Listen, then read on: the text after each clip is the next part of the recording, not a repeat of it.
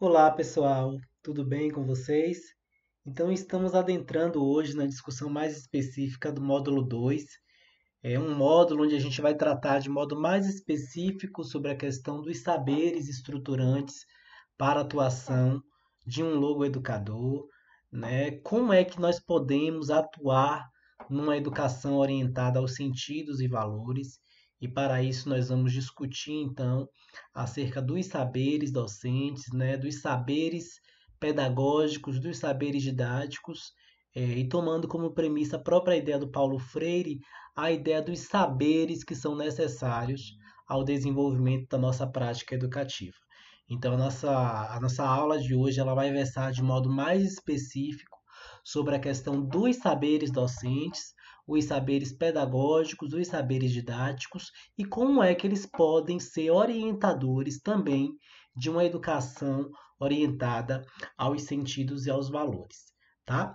Mas para iniciar a nossa discussão, eu gostaria de trazer primeiramente alguns questionamentos para a gente pensar o que são mesmo esses saberes docentes, né? Como é que esses saberes eles emergem do trabalho cotidiano do professor, né? E eles subsidiam o desenvolvimento da prática pedagógica, da praxis educativa. E aí eu trago alguns questionamentos. Quais são essas aproximações e os distanciamentos entre os saberes pedagógicos e os saberes didáticos? São a mesma coisa? Quando nós falamos da pedagogia e da didática, são os mesmos elementos? O que é que diferencia os saberes pedagógicos dos saberes didáticos, né? A pedagogia e a didática, elas são a mesma coisa? A didática, ela é a mãe ou a filha da pedagogia? Né? A pedagogia ela é a ciência que estuda a didática é um aspecto do amplo conceitual da pedagogia, a didática ela é ciência ou tecnologia, que são questões importantíssimas para nós pensarmos na atuação de todo professor. O que os estudiosos hoje do campo da profissionalização docente têm defendido é a necessidade de um conjunto de saberes profissionais que possam ser sistematizados na perspectiva de alcance do status profissional da docência. Né, para que a docência ela seja considerada uma profissão, a gente vai adentrar daqui a pouco nessa discussão, que é uma discussão mais específica do campo da sociologia, porque se nós formos analisar à luz da sociologia clássica, a docência ela ainda não pode ser considerada uma profissão, tendo em vista que as profissões liberais, né, a exemplo da medicina, do direito, das engenharias, elas adquiriram ao longo da história da humanidade um status de supremacia e um conjunto de pré-requisitos que a tornam, então, reconhecidas como uma profissão. O que os estudiosos da profissionalização docente têm defendido é de que a docência ela tem se constituído como uma semi-profissão que tem alcançado um status ao longo dos últimos anos, visto que o próprio processo de profissionalização docente que emerge no contexto internacional a partir da década de 1980, coloca no centro da discussão a necessidade do reconhecimento de que ser professor não é um ofício, não é uma vocação, mas é uma profissão que requer uma gama de saberes. Nós estamos optando aqui pela perspectiva dos saberes, mas o que alguns autores também chamam de competências profissionais, de conhecimentos profissionais, tá? E aí, o que são os saberes pedagógicos? Em que os saberes pedagógicos nos ajudam a compreender o trabalho cotidiano em sala de aula? Eles se diferenciam dos saberes didáticos? De que forma? De onde é que esses saberes provêm? Né? Esses saberes eles são adquiridos no processo de formação inicial apenas. O professor aprende a construir esses saberes antes mesmo da entrada no seu curso de formação inicial. Quais são as fontes de aquisição dos saberes profissionais, dos saberes docentes?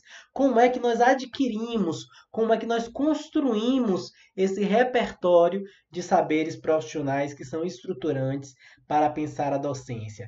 Existe um repertório de conhecimentos próprio ao ensino? Você, enquanto professor, se baseia em um repertório de saberes profissionais que são estruturantes para desenvolver a sua prática educativa? A docência, ela é um ofício sem saberes ou um saber sem ofício? Essa é uma reflexão muito interessante que um pesquisador canadense chamado Clément Gauthier tem feito aí ao longo das suas últimas décadas. Ele tem um livro que é bem interessante, cujo título é Por uma Teoria da Pedagogia, Pesquisas Contemporâneas sobre o Saber Docente, onde Gautier tem discutido, a partir de uma grande pesquisa realizada no contexto americano, né, e também na própria América Latina, buscando categorizar e compreender qual é o repertório de saberes profissionais que os professores eles mobilizam cotidianamente em suas salas de aula, né, no seu ofício, no seu trabalho pedagógico cotidiano. E aí, uma questão muito importante para a gente adentrar na nossa aula de hoje também é pensar quais são os saberes necessários para a atuação de um logoeducador. Como é que eu posso favorecer uma educação centrada no sentido, quais são os saberes estruturantes para pensar então a minha atuação profissional, a minha atuação docente orientada para a busca, o encontro do sentido por esse estudante. Então são questões muito importantes e que a gente quer hoje nessa aula aqui discutir para que a gente possa chegar mesmo a refletir e a pensar na necessidade da sistematização de um repertório de saberes profissionais estruturantes para essa longa educação. Tá? Mas inicialmente a gente precisa discutir para falar da diferenciação entre saberes pedagógicos e saberes didáticos, eu preciso entender o que é a pedagogia. Tá? A primeira coisa que a gente vai discutir e entender é de que a pedagogia ela é considerada a ciência da educação. Tá? A pedagogia ela é a ciência da educação, percebam, no singular, porque ela vai analisar esse fenômeno educativo, né, essa praxis educativa, que é o seu objeto de estudo, a partir, sob a ótica do pedagógico, que é muito diferentemente das ciências da educação que nós vamos falar um pouco mais adiante. Né? Então, a pedagogia, enquanto ciência da educação, ela tem como objeto de estudo esse fenômeno educativo. Esse fenômeno educativo ele não acontece apenas no espaço formal, o que nós também chamamos de educação formal, mas acontece nos espaços não formais e nos espaços informais. Essa é uma discussão aí muito interessante que quem tem feito são alguns autores do campo da área da pedagogia, da didática, o professor José Carlos Libânio, a professora Maria da Glória Gon, que vão defender então a existência de modalidades de educação. Né? A educação formal é aquela que acontece nas escolas, nas faculdades, nos centros de ensino, onde há uma hierarquia, há um conjunto de diretrizes homologadas pelo Ministério da Educação, pelo Conselho Nacional de Educação, segue um currículo previamente definido. Tá? Então, existe nessa educação formal um grau de estruturação muito específico que é pensado em âmbito nacional, a ideia do cumprimento de 200 dias letivos. Então, existem nacionalmente um conjunto de diretrizes, de princípios orientadores para essa educação formal. Já a educação não formal, podemos dizer que é aquela educação que vai acontecer fora desses espaços. A educação informal é aquela que acontece nas ONGs, nos movimentos sociais, na igreja, tá? Ela tem um caráter de intencionalidade, de sistematização, mas o que mais a caracteriza é o princípio da flexibilidade, tá? Essa educação não formal, ela tem como principal característica um currículo flexível, um currículo que vai se adaptar às características do público, né, ao qual ela atende. Então, pensarmos na educação que acontece, por exemplo, no hospital, né, a educação que acontece nos movimentos sociais, a educação que acontece nas ONGs, existe um grau de intencionalidade, existe um grau de sistematização, mas há um princípio muito importante que é o princípio da flexibilidade. É o princípio de que essa educação precisa ser flexível para atender, então, às necessidades e às demandas daquele público-alvo daquela educação. Tá? E a educação informal, de acordo com o professor José Carlos Libânio, é aquela que acontece na nossa vida cotidiana, que acontece na igreja, né, nas ruas, em casa, nas relações que nós temos cotidianamente com as pessoas. Tem um antropólogo que eu gosto muito, que é o professor Carlos Rodrigues Brandão. Tem um livro dele que é bem interessante, cujo título é O que é educação? E nesse livro o Brandão diz o seguinte, ó, ninguém escapa da educação. Em casa, na rua, na escola, a todo tempo nós estamos envolvidos com a educação. Educação não, educações no plural, porque ele vai dizer que há a existência de múltiplas educações, né? E essa educação informal é aquela que acontece na nossa vida cotidiana, nas nossas relações sociais. Então, por isso que é importante a gente compreender que a educação ela é uma prática social. A educação, enquanto prática social, ela vai ser objeto de estudo da pedagogia, que é a ciência da educação. Então, o seu objeto princípio de estudo, pensarmos na pedagogia, ela é uma ciência, né? Ela adquiriu ao longo das discussões que nós temos feito, principalmente alguns estudiosos, vocês estão vendo dois livros aí, que são dois livros muito importantes. O livro da professora Maria Amélia do Santoro Franco, né, que vai realizar um estudo exaustivo sobre a dimensão epistemológica da pedagogia enquanto campo científico, enquanto ciência da educação. Então, ela vai fazer uma retrospectiva histórica, filosófica e epistemológica para mostrar que ao longo da trajetória dos pressupostos da ciência moderna, a pedagogia ela não foi considerada ciência, porque ela não está ancorada no princípio de uma ciência que está pautada nos pressupostos do paradigma da ciência moderna, né? Mas ela, hoje, se nós analisarmos o próprio conceito de ciência, que foi reformulado a partir das discussões de novos paradigmas científicos, então nós vamos perceber que a pedagogia, ela se constitui sim uma ciência, tá? Uma ciência que se diferencia das demais, porque ela é uma ciência de natureza teórico-prática. Ela é uma ciência que propõe diretrizes orientadoras para esse trabalho educativo. Diferentemente da sociologia, da história, da filosofia, que são ciências da educação, a pedagogia, ao mesmo tempo que ela analisa esse fenômeno educativo, ela propõe diretrizes orientadoras para o desenvolvimento desse trabalho pedagógico. E essa é a grande riqueza, então, de reconhecer a pedagogia enquanto ciência da educação, que traz uma grande compreensão para a análise desse fenômeno, né, que é um fenômeno complexo na nossa sociedade contemporânea. Tá? E aí, abrindo um pouco parêntese, também é importante que a gente compreenda quais são as aproximações e os distanciamentos entre a pedagogia e as ciências da educação. Tá? De acordo com o professor Humberto Andrade Pinto, a pedagogia ela não é o somatório das ciências da educação, nenhuma das ciências da educação, mas ela é a ciência da educação.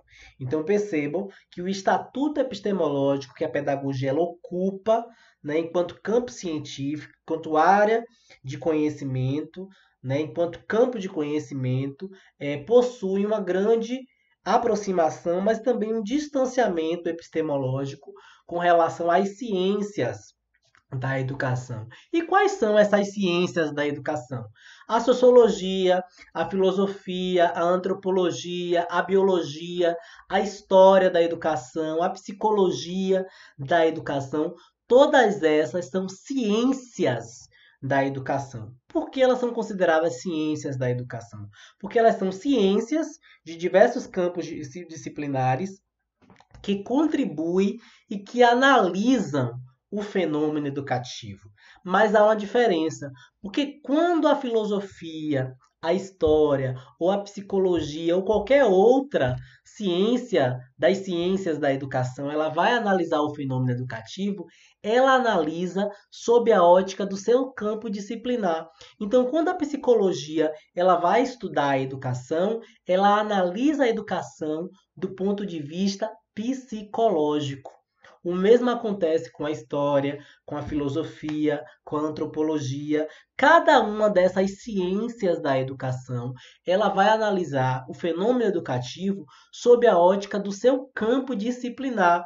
Então, por isso que há uma discussão que, apesar das contribuições das ciências da educação, nós não podemos analisá-la apenas por a ótica de cada uma dessas ciências de modo fragmentado, porque isso levaria a um reducionismo para entender esse fenômeno, que é um fenômeno complexo, que envolve questões históricas, filosóficas, antropológicas, biológicas, psicológicas.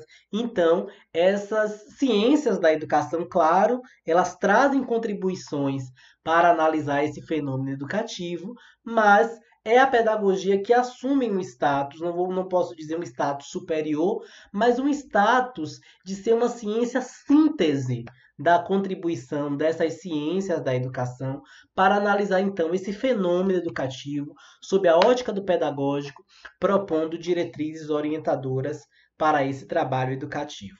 Com vocês que fizeram licenciatura, curso de formação de professores, todos vocês, para se formarem enquanto docentes, precisaram cursar disciplinas que são chamadas disciplinas do campo didático e do campo pedagógico, né? Certamente devem ter tido a disciplina de psicologia da educação, ou de história da educação, de sociologia da educação. Então, essas são as chamadas ciências da educação que vão analisar esse fenômeno educativo sob a ótica dos seus campos disciplinares, tá? Mas aqui o importante é a gente compreender que há uma diferenciação entre a pedagogia, ciência da educação no singular, e as demais ciências da educação, tá? O Libânio, ele vai inclusive criticar o fato de que cada uma dessas ciências, ela analisa a educação sob a ótica dos seus campos disciplinares, né? Aplicando assim os princípios e os métodos de cada uma dessas ciências, né? Então isso é importante a gente compreender, foi o que eu disse anteriormente. O Libânio, ele critica esse reducionismo, né? Eu não posso analisar a educação apenas sob o ponto de vista psicológico. Tá? A sociologia ela oferece uma grande contribuição, mas se eu analiso apenas ou do ponto de vista sociológico, eu estou pautada a um reducionismo na compreensão desse fenômeno educativo, que é um fenômeno plural. Tá? Então, o que confere à pedagogia o estatuto de ciência da educação é justamente aquilo que eu já tinha dito anteriormente. É o fato dela ser uma ciência de natureza teórico-prática. Ela é uma ciência que difere das outras, porque ela não só analisa, ela não só explica o que é a educação, ela não só teoriza, mas ela propõe diretrizes orientadoras. Tá? Ela vai propor princípios, elementos estruturantes para como é que essa educação ela deva acontecer de maneira mais eficaz. Tá? Então, a pedagogia ela é uma ciência de natureza teórico-prática. Aqui no Brasil, a gente ainda tem muito a se discutir sobre a questão da natureza epistemológica da pedagogia. Há muitas confusões de natureza teóricas e conceituais, de que pessoas acham que a pedagogia está circunscrita ao cuidado com a criança, tá? Isso é um grande reducionismo, tá? A pedagogia, antes de ser um curso, ela é um campo de conhecimento. Tá? Ela é uma ciência, e ela é uma ciência que analisa esse fenômeno educativo que ocorre em diversos e múltiplos contextos da nossa vida cotidiana. A gente não vai ter tempo aqui para a gente adentrar nessa discussão da complexidade que há, mas eu indico para quem queira se aprofundar esse livro. É um livro do professor José Carlos Libânio, que é o livro Pedagogia e Pedagogos para Quê? É um livro muito interessante que traz uma discussão importante aí para a gente pensar nesse debate. Tá? E eu trago aqui então para vocês analisarem aí o que é que os autores, né, brasileiros principalmente, né, mas para a gente pensar e o que é que esses autores eles trazem do que seria então a pedagogia. Ó. A Pimenta, o Libânio, o Humberto Andrade Pinto, eles defendem que a pedagogia é a ciência da educação, tá? A ciência da educação, campo de conhecimento da prática social, ciência prática, cuja fonte é a prática educativa. O Pinto diz o seguinte, ó, ela é a ciência da educação que se diferencia das ciências da educação, por analisar o fenômeno educativo sob a dimensão pedagógica. O Saviani a chama de teoria da educação, teoria da prática educativa. Tá? O próprio Emile Durkheim, sociólogo, ele vai dizer, ó, a pedagogia é uma teoria que explicita a maneira de conceber a educação e não de praticá-la. Tá? E a Franco, a Maria Amélia da Santoro Franco, também defende a pedagogia como ciência da educação, que tem como objeto de estudo esse fenômeno educativo e a formação desse profissional reflexivo e transformador da praxis educativa. Esse conceito de praxis é um conceito muito importante, tá? É um conceito aí, na sua origem, é um conceito materialista, tá? Que está lá formulado no livro Filosofia da Praxis, do Adolfo Chances Vasques. E o que seria então a ideia da praxis? A praxis é justamente a ideia da indissociabilidade, da articulação entre teoria e prática, como dois elementos estruturantes para pensar o desenvolvimento do trabalho docente, do trabalho educativo. Então, por isso que se fala na praxis pedagógica. A praxis pedagógica é justamente a perspectiva dessa indissociabilidade, dessa articulação entre teoria e prática como elementos fundantes para o desenvolvimento desse trabalho educativo. Tá? E aí, a gente adentra agora, saindo um pouco dessa discussão da pedagogia, né? Entrando um pouco agora a discussão aí mais especificamente sobre o que são os saberes docentes. Tá? Como é que surge essa discussão, tá? Sobre os saberes docentes, sobre os saberes necessários à atuação do professor. E aí eu destaco principalmente as grandes contribuições do Maurice Tardif, que é um professor da Universidade de Quebec, no Canadá.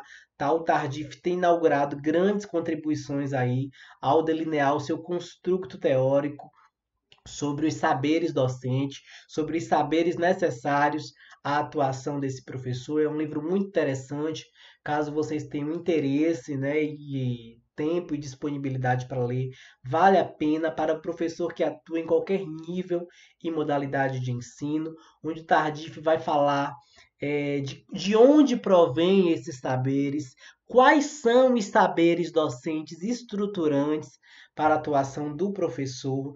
Tá? No Brasil, nós temos a grande contribuição da professora Selma Garrido Pimenta, né, que apesar de beber na fonte dos estudos do Tardif, do próprio Paulo Freire, que já falava desde a década de 1970, né, o Freire já trazia a discussão também sobre a ideia dos saberes necessários.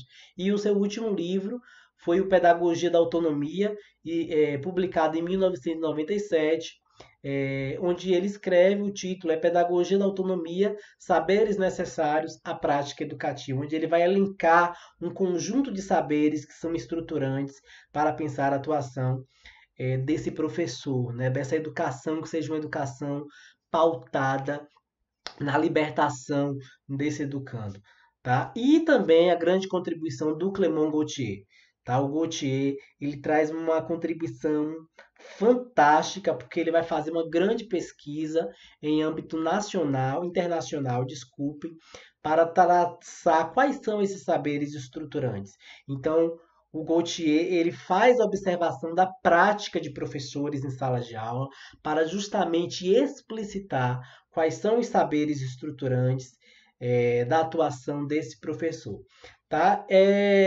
Essas pesquisas sobre o ensino e sobre um repertório de saberes profissionais, ela ganha corpo principalmente nos Estados Unidos da América, no início do século XX. Então começa a haver um conjunto de preocupações de estudiosos, de pesquisadores, dentre os quais eu falei com vocês anteriormente.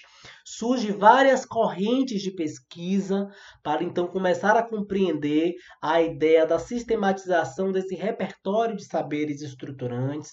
Nós vamos ter a contribuição também de um pesquisador norte-americano chamado Leishman, que ele não está aqui porque ele não trabalha com essa categoria dos saberes docentes, mas ele trabalha com a categoria dos conhecimentos profissionais. E o Leishman vai falar então, dentro desses paradigmas que eu estou explicitando, nós vamos ter um paradigma chamado paradigma do pensamento do professor, o paradigma processo-produto, né? O paradigma behaviorista, que são paradigmas de pesquisa que buscavam explicar como era o comportamento do professor em sala de aula.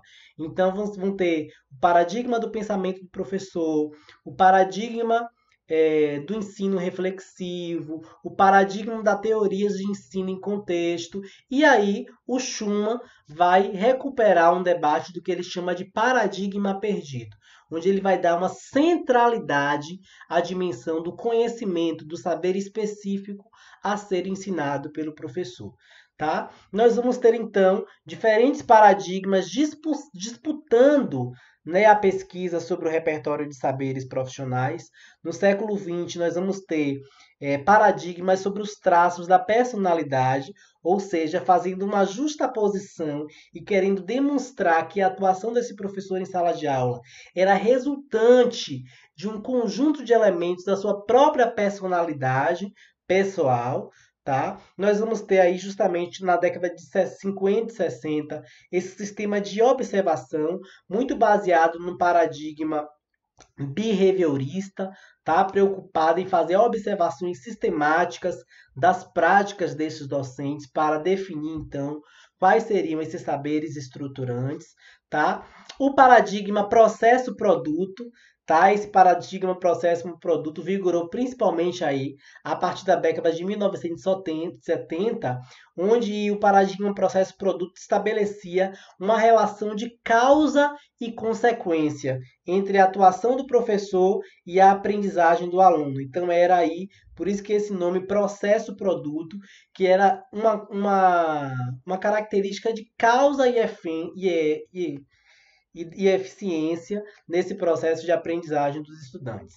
Tá? E aí, a partir da década de 1980, nós vamos ter a grande contribuição das ciências cognitivas e da etnometodologia, tá? Que vão trazer agora novos enfoques, novos paradigmas para compreender, então, esse processo, esse repertório de saberes dos docentes. E aí nós vamos ter uma centralidade de pesquisa sobre a subjetividade docente, sobre o pensamento do professor, sobre as suas crenças, sobre as suas representações, sobre as suas histórias de vida, como elementos estruturantes para se compreender a consolidação desses saberes profissionais.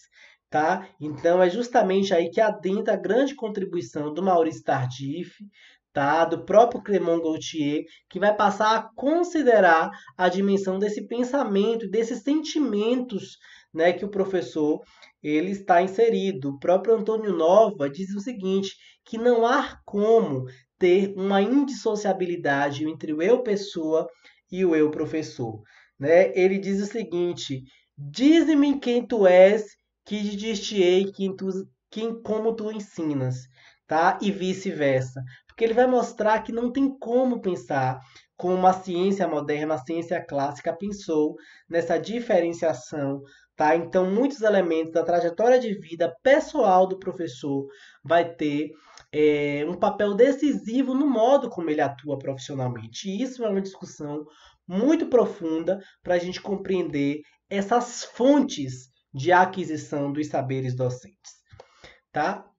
Então, nós vamos ter aí, justamente, percebam, nessa discussão sobre a subjetividade docente, né, nesse repertório de crenças, de superstições, das histórias de vidas de professores, nós vamos ter algumas visões. A visão mecanicista, tá? que é uma visão cognitivista ou limitada à cognição ou às representações mentais, uma visão sociológica, que vai dar uma ênfase sobre tudo que eu tinha acabado de comentar, as histórias de vida dos professores, as suas representações afetivas e existenciais como elementos fundantes para se pensar na sua atuação profissional.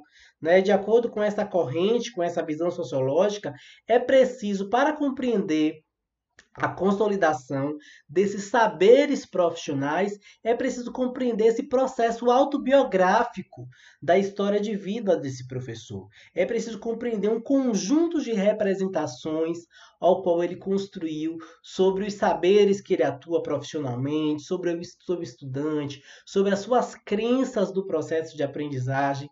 Então, são elementos fundantes para esse processo aí de análise dos saberes docentes.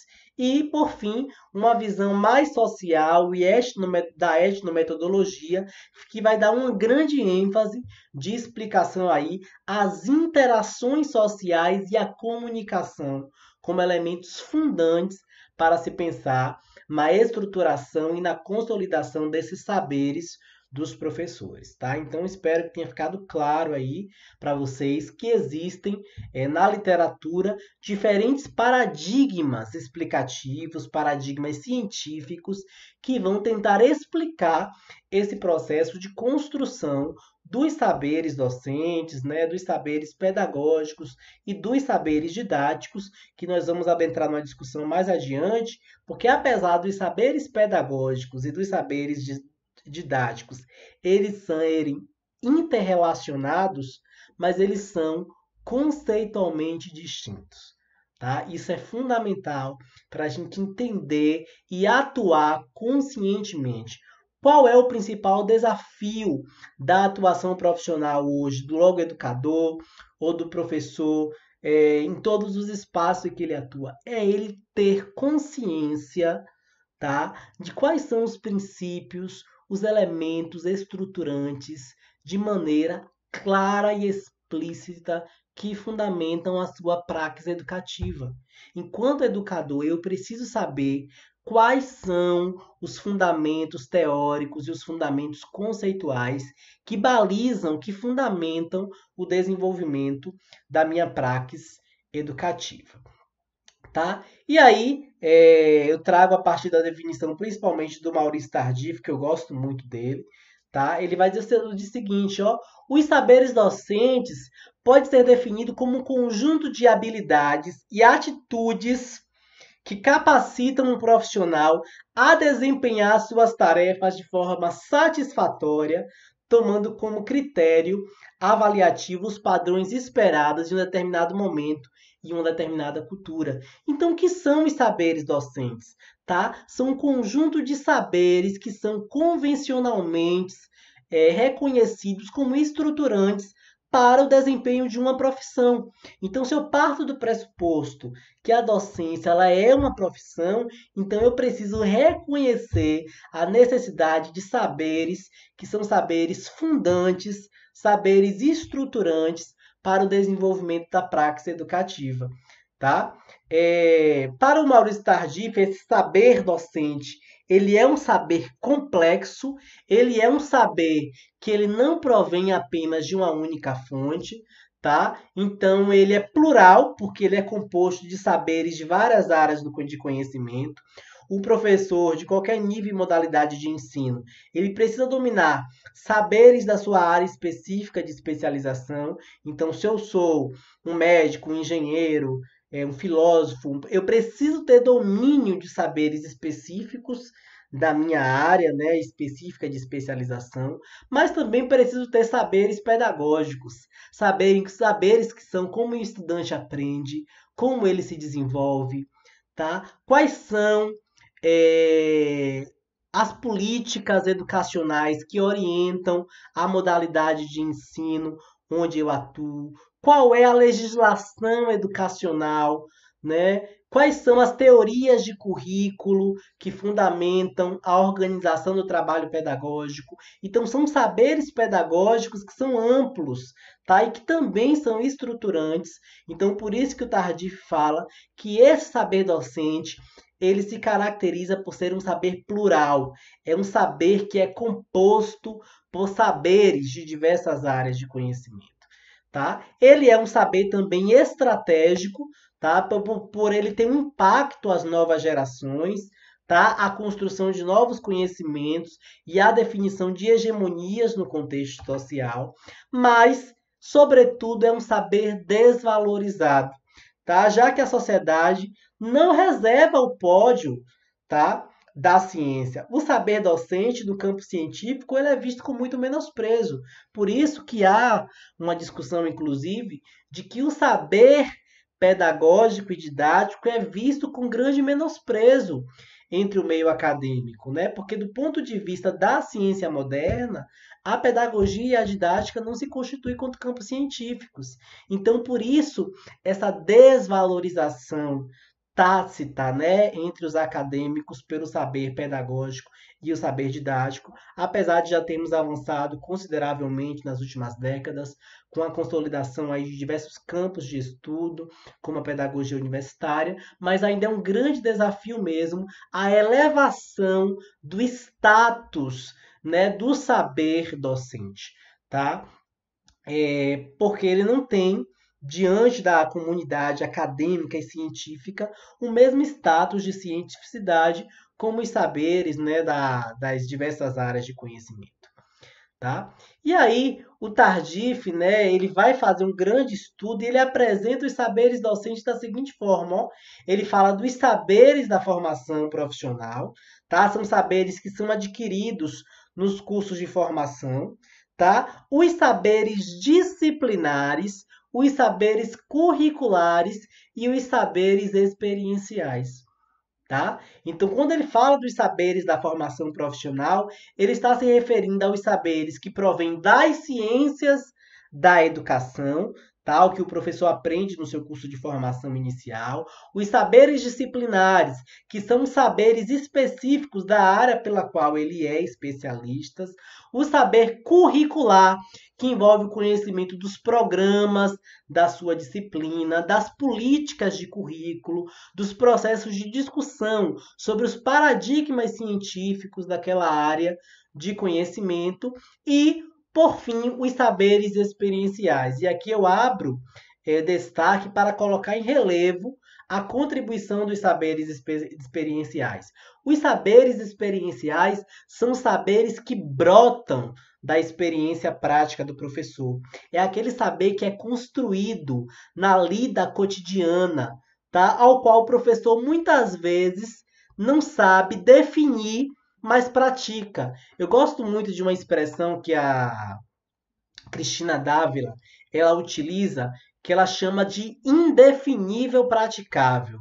Ou seja, muitos professores desenvolvem em sala de aula um conjunto de repertório de saberes estruturantes da docência, porém ele não consegue defini-los com clareza, tá? Então ela chama o indefinível praticável, tá? Tem até um artigo dela que é esse título, o indefinível praticável, concepções de professores universitários sobre saberes pedagógicos e didáticos, que é justamente isso, né? Então os professores, eles praticam um conjunto de saberes, desde saberes de mediação de classe, de relação afetiva com os estudantes, de saber lidar com dilemas, com relações afetivas, gerir atividades avaliativas, adequar o tom da sua oratória ao contexto da sala de aula, saber lidar com as emoções, promover ambientes inclusivos, são saberes que emergem dessa experiência tácita, tá? E que são necessários aí a compreensão da complexidade que envolve esse fenômeno dos saberes docentes, tá? Eu trago nesse quadro aqui, que é um quadro também do professor Maurício Tardif, tá? Ele vai falar dos saberes dos professores, e aqui eu destaco de onde é que esses saberes provêm, tá? O Tardif ele vai destacar em toda a sua obra que esses saberes eles não provêm apenas da formação em curso de graduação, tá? O professor se constitui como professor muito antes mesmo de adentrar a um curso de formação inicial, porque esse processo que hoje nós temos chamado de processo de aprendizagem profissional da docência é um processo que se complexifica e que se desenvolve por toda a vida dentro de uma maneira contínua, como fala o Carlos Marcelo Garcia, que é um pesquisador espanhol, né? Então falamos de um contínuo nesse processo, tá? Por isso que é uma aprendizagem que se dá por toda a vida, tá? Então esses saberes eles são adquiridos por meio da família, tá? Na própria escola primária e secundária, tá? Nos estágios, nos cursos de reciclagem, nos estabelecimentos de formação, nas conversas cotidianas que os docentes têm com os seus pares, tá? Eles vão construindo e delineando esses saberes docentes, esses saberes estruturantes, tá? Eles vão construindo saberes quando eles lidam com os programas das suas disciplinas, com os livros didáticos, com os cadernos de exercícios. Então se vai construindo um repertório de saber, um saber tácito que vai guiando essa prática cotidiana, tá? E a prática, a sala de aula também, que é uma fonte aí de grande impacto na construção desses saberes experienciais, tá? Na escola, na sala de aula, na experiência com seus pares, esses saberes, eles vão se consolidando, eles vão adquirindo aí uma força nodal no modo como esse professor ele vai desenvolver a sua prática educativa, tá? Para a gente encerrar essa discussão mais especificamente sobre os saberes docentes, porque aí percebam, eu estou falando ainda só dos saberes docentes, tá? Falta eu entrar na discussão ainda sobre os saberes pedagógicos e os saberes didáticos, que é que nós vamos discutir de modo mais afinco para pensar na atuação do logoeducador. Mas aí eu trago a grande contribuição do Tardif, né, do Lessádio Larraí, que são colaboradores da pesquisa que ele desenvolve lá na Universidade do Quebec, no Canadá. Trago a contribuição da professora Selma Garrido Pimenta, que é professora aposentada da Faculdade de Educação da Universidade de São Paulo, da USP, uma grande pesquisadora. A Pimenta fala então, ó, percebam, ela vai beber na fonte do Tardif, mas ela vai categorizar outros saberes, tá? O Tardif elenca 4 saberes, a Pimenta, ela fala em 3: saberes da experiência, saberes do conhecimento e saberes pedagógicos, tá? Gautier, ele já traz 6 saberes: saberes disciplinares, saberes curriculares, saberes das ciências da educação, saberes da tradição pedagógicas, saberes experienciais e os saberes da ação pedagógica, tá? O Saviani, ele vai falar do saber atitudinal, do saber crítico contextual, do saber específico, do saber pedagógico, do saber didático atitudinal, tá? Então, percebam que esses autores eles vão divergir, né, na categorização desses saberes, mas eles vão reconhecer que é um saber plural, é um saber proveniente de diversas fontes, né? É um saber que provém de inúmeros contextos. Então, por isso a relevância, né, de estarmos discutindo nesse curso de formação de logoeducadores sobre os saberes necessários à prática educativa, para nós pensarmos, então, na especificidade que é ser um professor. É partir do pressuposto de que ser um professor, tá, seja na educação formal, seja na educação não formal, requer a mobilização de um conjunto de saberes que são saberes estruturantes para pensar a docência. Então, por isso, eu comungo do pensamento dos estudiosos do campo da profissionalização docente, tá, que tem defendido a ideia de que ser professor é uma profissão. E para isso, para nós alcançarmos um estatuto, né, um grau de profissionalidade docente, esse conceito de profissionalidade é um conceito bem interessante, é um conceito introduzido pela professora Maria do Céu Roldan, tá? Que define a profissionalidade como um conjunto de conhecimentos, de saberes, de atitudes e de destrezas do que é específico do ser professor. Então é eu reconhecer que essa profissão ela tem um grau de profissionalidade específico. Tá, queridos? Então eu encerro por aqui esse nosso primeiro encontro e nós vamos dar continuidade discutindo agora sobre as especificidades dos saberes pedagógicos, dos saberes didáticos e também a discussão sobre os saberes necessários para a atuação de um logoeducador. Eu agradeço imensamente a atenção e a disponibilidade de todos vocês.